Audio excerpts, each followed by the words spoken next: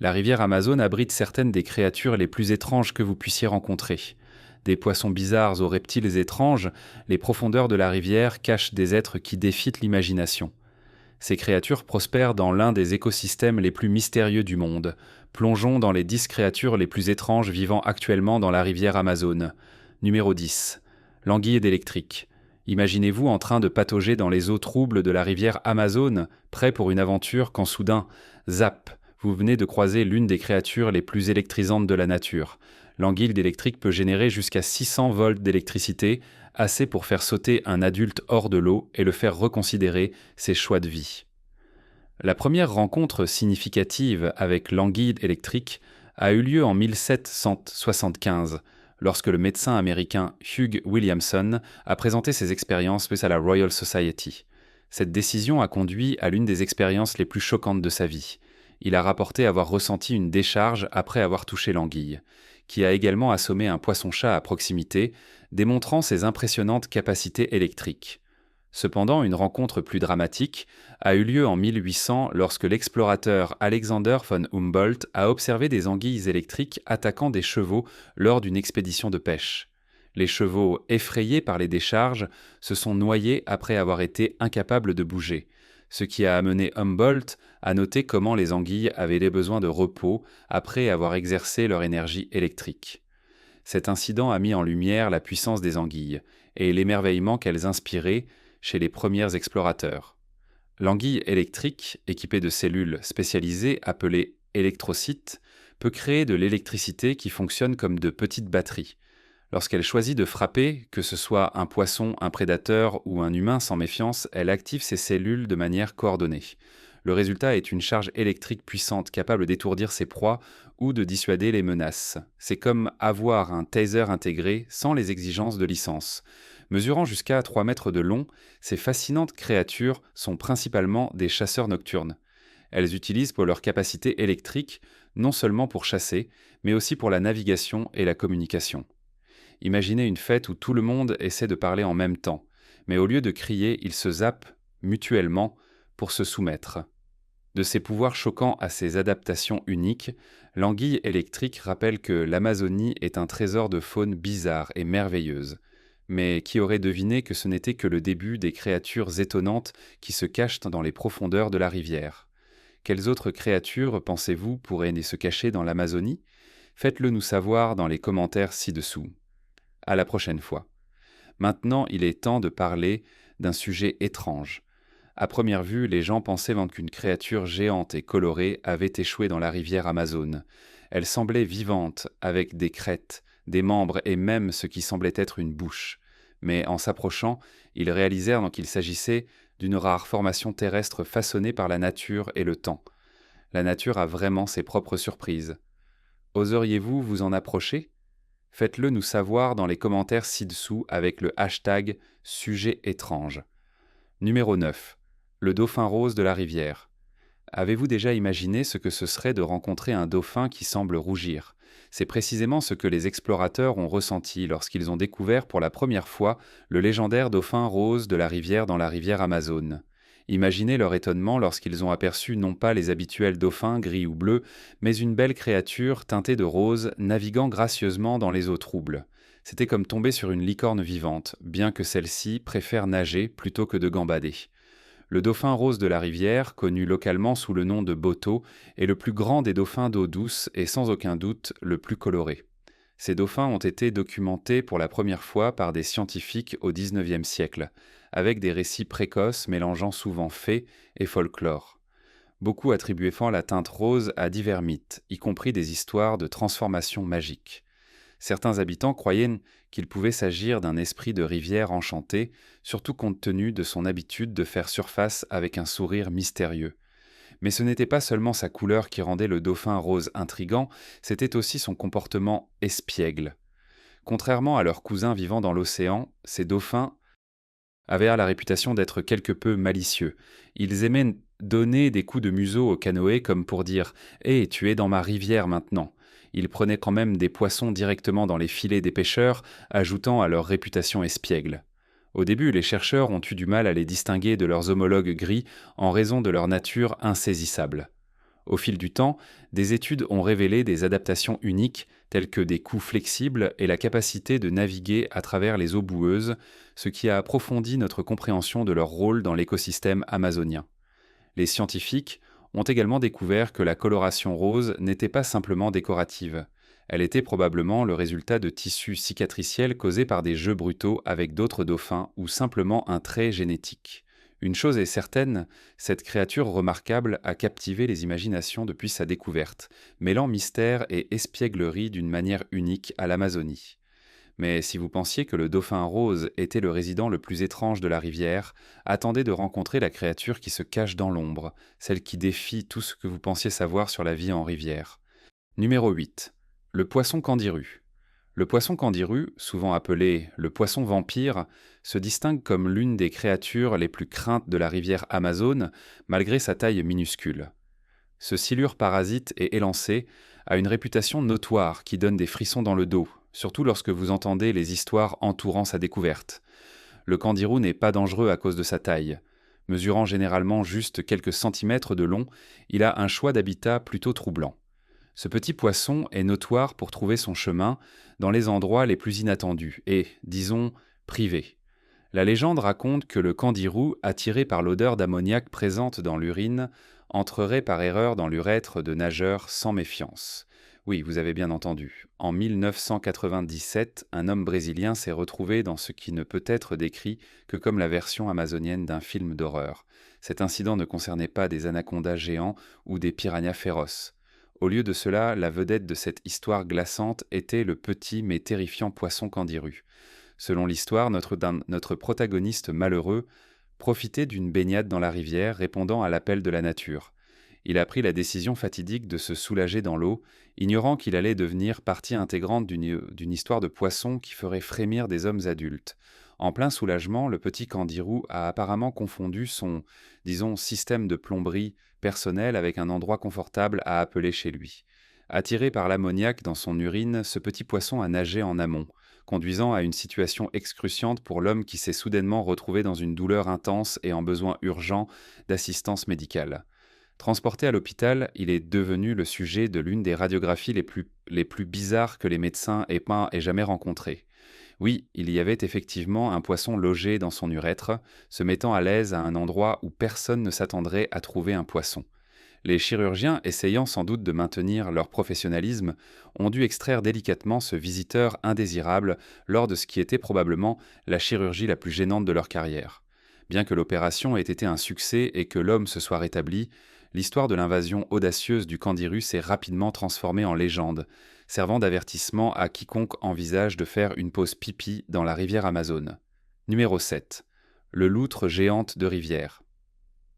Alors que les premiers explorateurs pagayaient à travers la rivière Amazone, ils s'attendaient à rencontrer une faune familière, piranhas, jaguars, anacondas, le genre de créatures qui inspirerait théâtre des lettres palpitantes à la maison. Cependant, ils n'étaient sans pas préparés à une rencontre avec une créature tout droit sortie d'un rêve bizarre, la loutre géante de rivière. Le premier signe que quelque chose d'inhabituel était à proximité est venu sous la forme de sons, un mélange d'aboiements, de grognements et de quelque chose d'étrangement semblable à des rires. Ignorant les signes d'avertissement, les explorateurs se sont approchés. C'est alors qu'ils ont repéré la source du tumulte, une créature massive et élégante glissant sans effort à travers l'eau comme si elle en était la propriétaire. À première vue, les explorateurs ont probablement pensé qu'ils observaient une loutre très grande et apparemment amicale. Après tout, à quel point une loutre peut-elle être dangereuse? Mais ce n'était pas une loutre ordinaire. C'était la loutre géante de rivière, une créature qui semblait avoir pris du muscle après avoir fréquenté la salle de sport, prête à former un groupe avec des voix et des chorégraphies.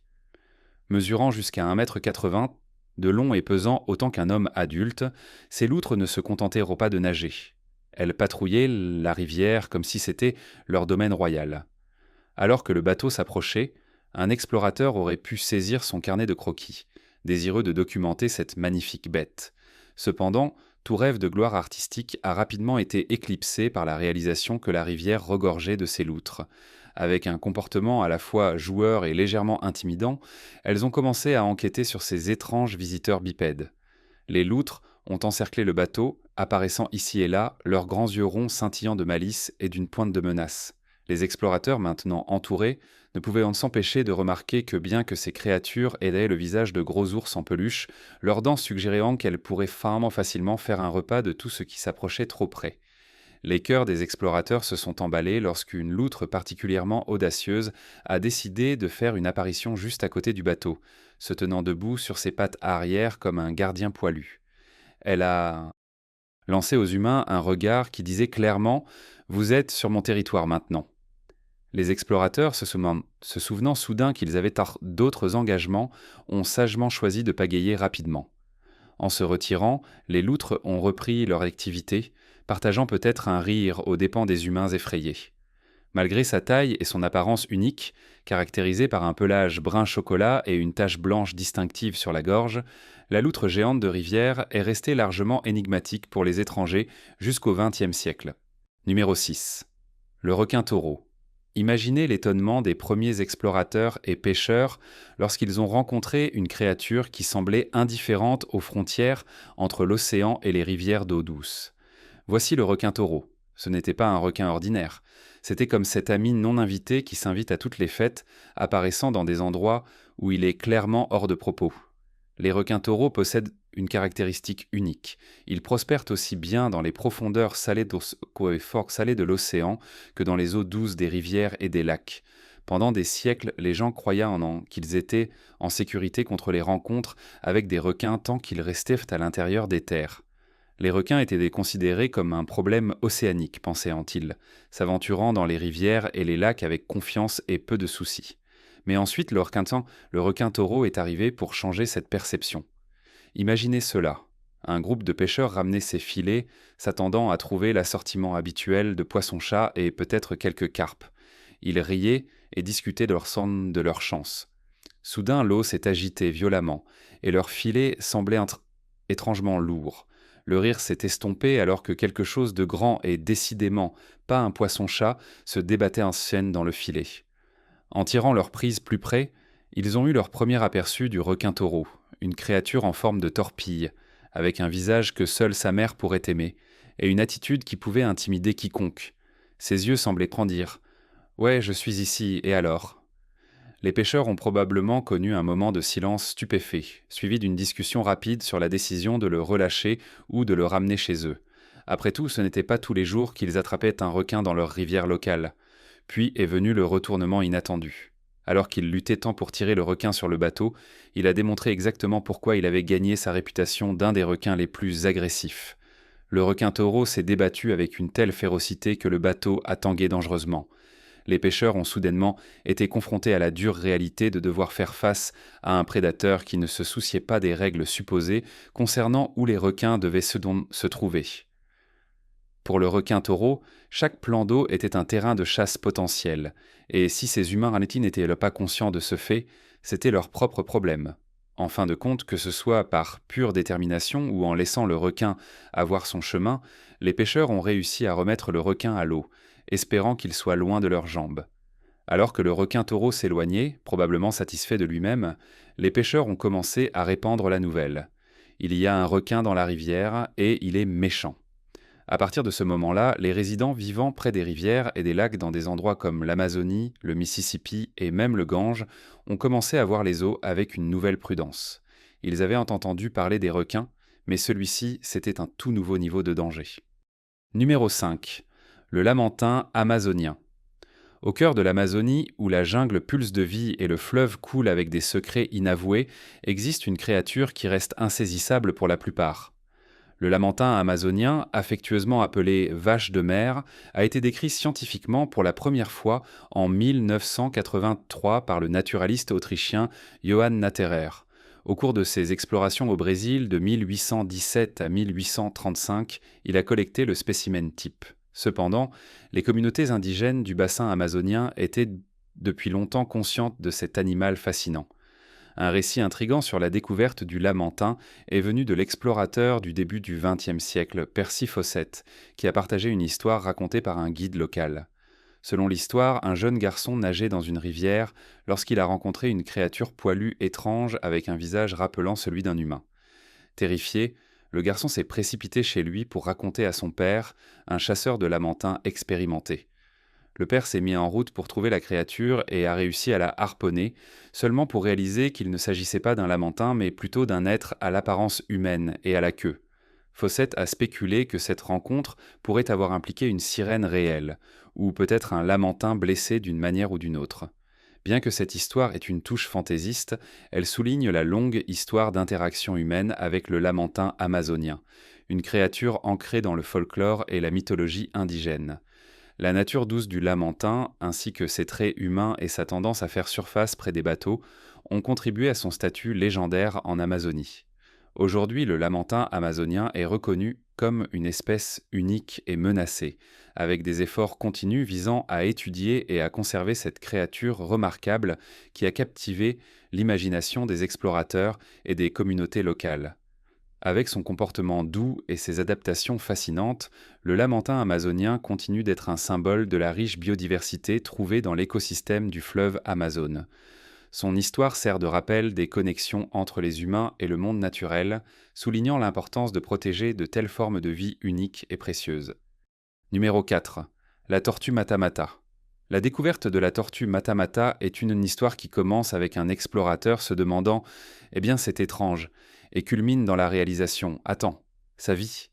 Imaginez une journée en Amazonie, où une équipe de naturalistes traverse la dense jungle, cataloguant chaque nouvelle et fascinante créature qu'ils rencontrent.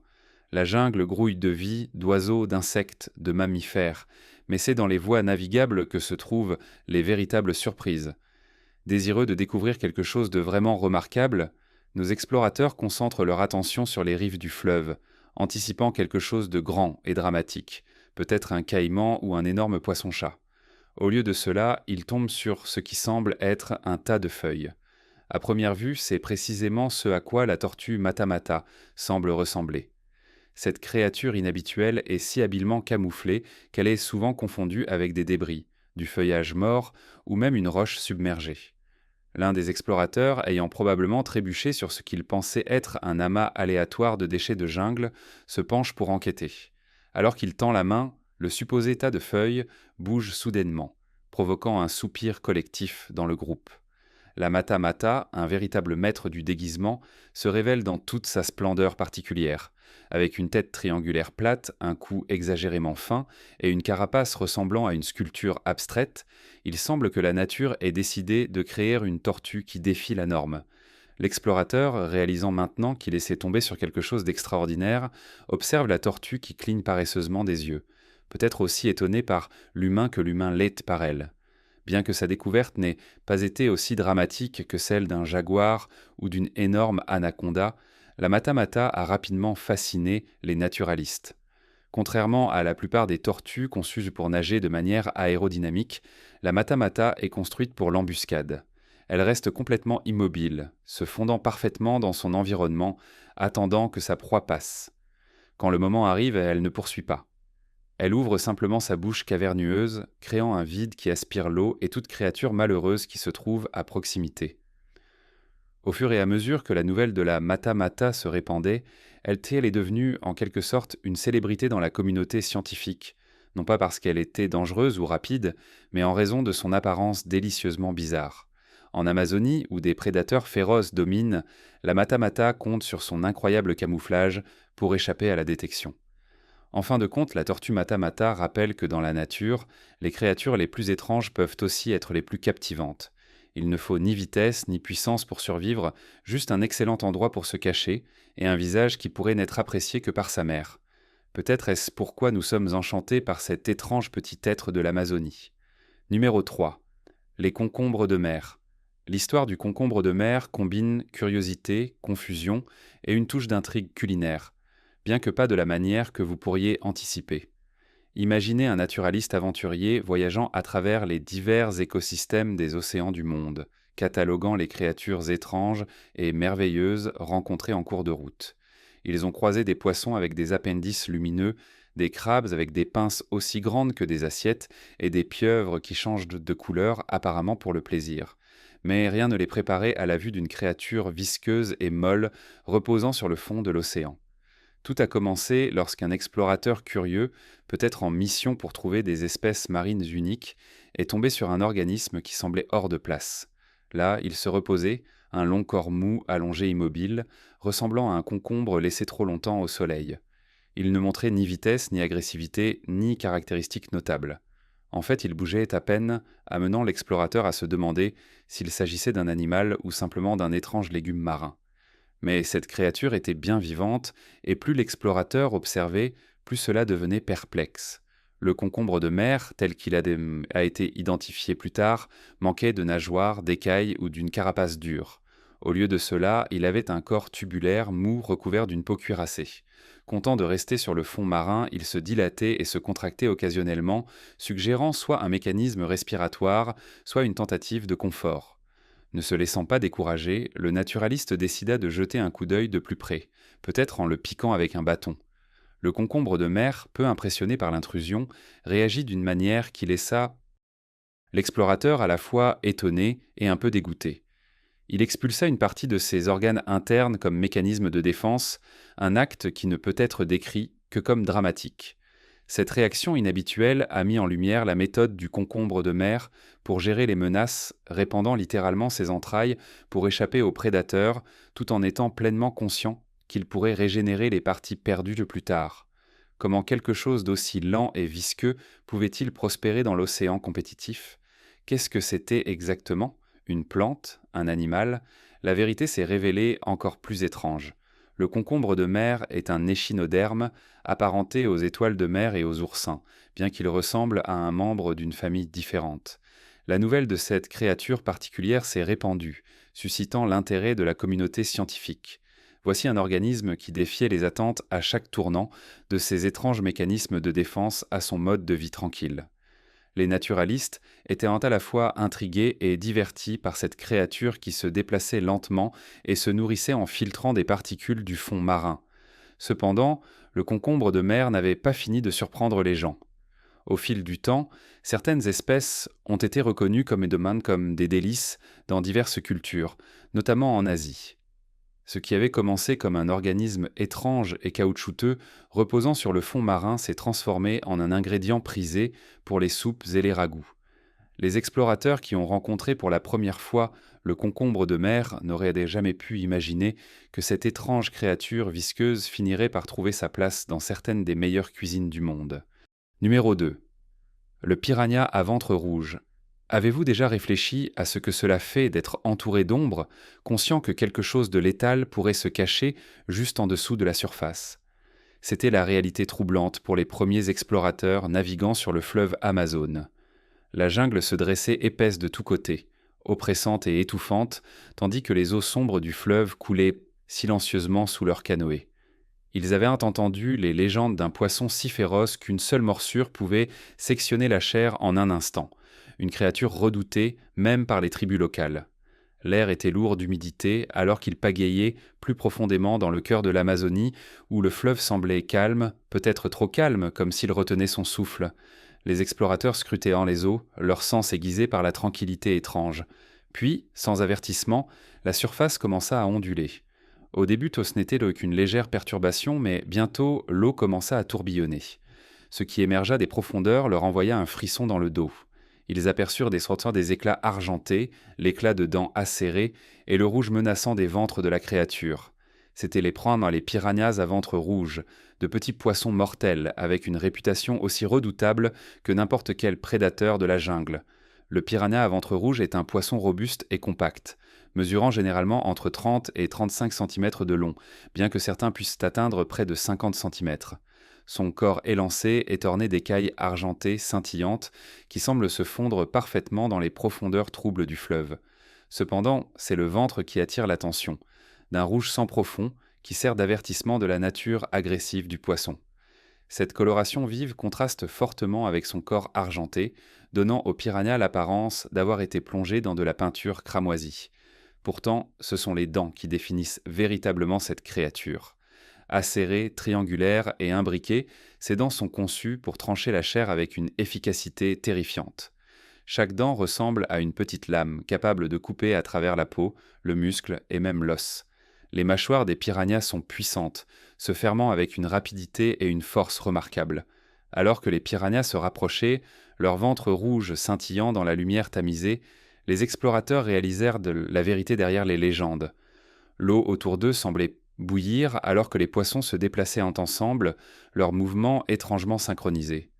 Les explorateurs, qui avaient rejeté les contes comme de simples exagérations, se retrouvèrent soudainement dans une lutte désespérée contre l'un des prédateurs les plus notoires de l'Amazonie. Numéro 1. Le Titanoboa. Par une nuit sombre et orageuse à la mine de charbon de Sarajong, le géologue colombien Henry Garcia tomba sur un fossile intrigant. À son insu, cette découverte accidentelle allait mener à l'identification du plus grand serpent ayant jamais parcouru la Terre. Dans un moment de brillance ou de confusion, il l'étiqueta comme une branche pétrifiée et l'oublia rapidement. Avançons de 9 ans, et Fabiani Herrera, un étudiant en géologie sans méfiance, ramassa quelques pierres et remarqua qu'elles étaient couvertes de feuilles fossilisées. Il partagea cette découverte avec Carlos Jaramillo, qui reconnut qu'il pourrait en être sur quelque chose de monumental, littéralement. Cette rencontre conduisit à la révélation de Titanoboa serrajonensis, le plus grand serpent jamais connu, atteignant des longueurs allant jusqu'à 14 mètres et pesant plus de 1100 kg. Imaginez une créature si énorme qu'elle pourrait avaler un crocodile entier.